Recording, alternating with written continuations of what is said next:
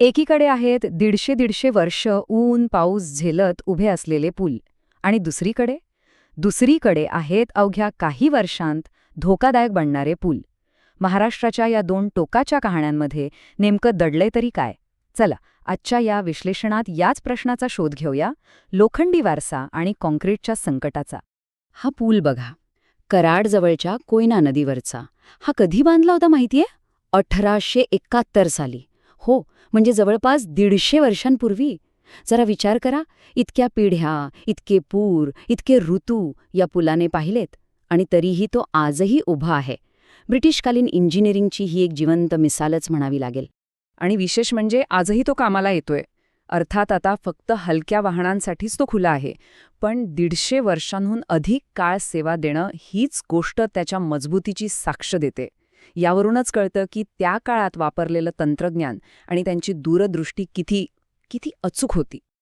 आणि इथेच तर ते कोड आहे. म्हणजे बघा, जर 150 वर्षांपूर्वीचं बांधकाम इतकं टिकू शकतं, तर आज एवढं प्रगत तंत्रज्ञान असताना बांधलेले पूल इतक्या लवकर कसे काय धोकादायक ठरतात? काहीतरी नक्कीच चुकतंय, पण नेमकं काय? चला याचाच शोध घेऊया. तर मग या कथेची सुरुवात करूया या लोखंडी वारशाने. हे पूल म्हणजे केवळ वाहतुकीचे मार्ग नव्हते, तर ते एका युगाच्या इंजिनिअरिंग कौशल्याचं आणि भविष्याचा वेध घेणाऱ्या दूरदृष्टीचे एक प्रतीक होते. पण हा मजबूत वारसा आणि आपलं वर्तमान यांच्यात कुठेतरी एक मोठी दरी निर्माण झाली आणि ही दरी एका दुर्घटनेने अक्षरशः सगळ्यांसमोर आणली. ती ठरली एक धोक्याची घंटा. साल होतं ऑगस्ट 2016. महाडजवळ सावित्री नदीवरचा पूल कोसळला. 2 बसेस आणि काही गाड्या थेट नदीत वाहून गेल्या आणि तब्बल 41 लोकांना आपला जीव गमवावा लागला. या एका घटनेने संपूर्ण यंत्रणेला खडबडून जागं केलं. सरकारने तातडीने राज्यातील सर्व पुलांचं सर्वेक्षण आणि ऑडिट करण्याचे आदेश दिले. आणि या ऑडिटनंतर जे सत्य बाहेर आलं ना, त्याने आपल्या व्यवस्थेचा खरा चेहराच समोर आणला. भारताचे नियंत्रक आणि महालेखापरीक्षक म्हणजे सोप्या भाषेत सांगायचं तर CAG यांच्या अहवालाने एकामागून एक गंभीर त्रुटी उघड केल्या. सर्वेक्षणानंतर एक आकडा समोर आला आणि तो आकडा होता 2635. हो, तब्बल 2635 पूल महाराष्ट्रात तातडीच्या दुरुस्तीच्या प्रतीक्षेत होते. धोका किती मोठा होता याचा हा आकडाच पुरावा होता. पण प्रत्यक्षात काम किती पुलांवर झालं असेल? फक्त 363. म्हणजे बघा, गरज होती 2635 पुलांच्या दुरुस्तीची आणि काम झालं फक्त 363 पुलांवर. ही जी जमीन आसमानाची तफावत आहे ना, हीच आपल्या व्यवस्थेतील मूळ समस्येकडे बोट दाखवते. मग प्रश्न हा आहे की इतकी मोठी तफावत का?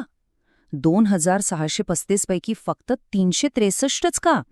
याचं उत्तर दडलंय तुटलेल्या योजनांमध्ये आणि अडकलेल्या निधीमध्ये. कॅगच्या अहवालाने बरोबर याच गोष्टीवर बोट ठेवलंय.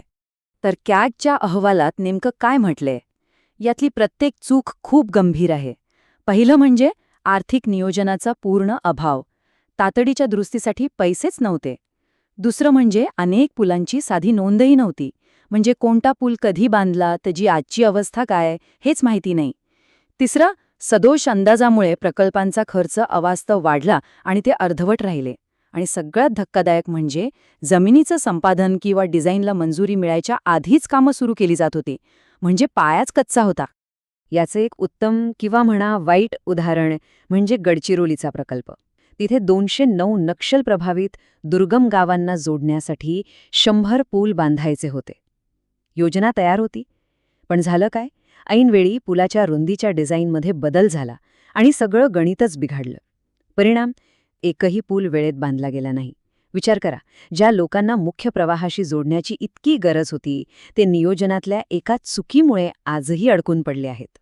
आणि हीच गोष्ट आपल्याला ह्या चित्रातही अगदी स्पष्ट दिसते. हा रेल्वे ओव्हरब्रिज बघा.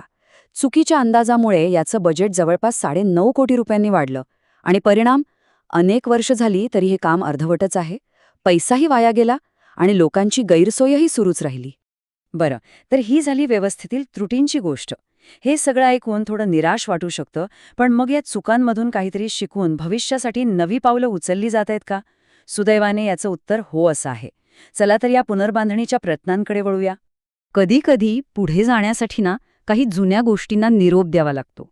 पाटणमधला हा 150 वर्ष जुना धांडे पूल याचं उत्तम उदाहरण आहे. राष्ट्रीय महामार्गाच्या वाढत्या गरजेपुढे तो आता अपुरा पडत होता, म्हणून त्याला पाडून तिथे एक आधुनिक, जास्त क्षमतेचा पूल बांधला जातोय. हा काही वारशाचा अपमान नाहीये, उलट भविष्याच्या गरजेचा सन्मान आहे. आणि आता ही जी पुनर्बांधणी होतीये ती केवळ सिमेंट कॉन्क्रीटची नाहीये, तर त्यात आधुनिक तंत्रज्ञानाचाही वापर होतोय.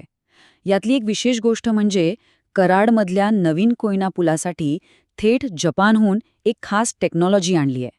आणि महत्त्वाचं म्हणजे भारतात पहिल्यांदाच पुलाला मजबूत करण्यासाठी या तंत्रज्ञानाचा वापर होतोय. आता या जपानच्या तंत्रज्ञानाचा फायदा किती मोठा आहे हे जरा बघा. याच्यामुळे पुलाचं आयुष्य तब्बल 50 वर्षांनी वाढणार आहे. म्हणजे विचार करा, जो पूल काही वर्षांनी कदाचित धोकादायक बनला असता त्याला एक प्रकारे नवं आयुष्यच मिळालंय. हे तंत्रज्ञान भविष्यात अनेक महत्त्वाच्या पुलांसाठी एक वरदान ठरू शकतं.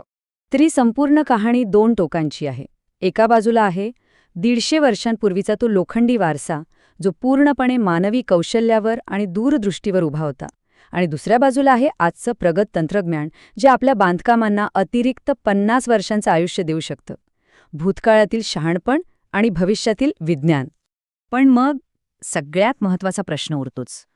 आपण जपानहून तंत्रज्ञान आणू शकतो, त्याने पुलांचं आयुष्यही वाढवू शकतो, पण ज्या प्रशासकीय दिरंगाईमुळे, नियोजनाच्या अभावामुळे आणि निधीच्या खेळखंडोब्यामुळे हे संकट उभं राहिलं, त्या व्यवस्थेचं काय?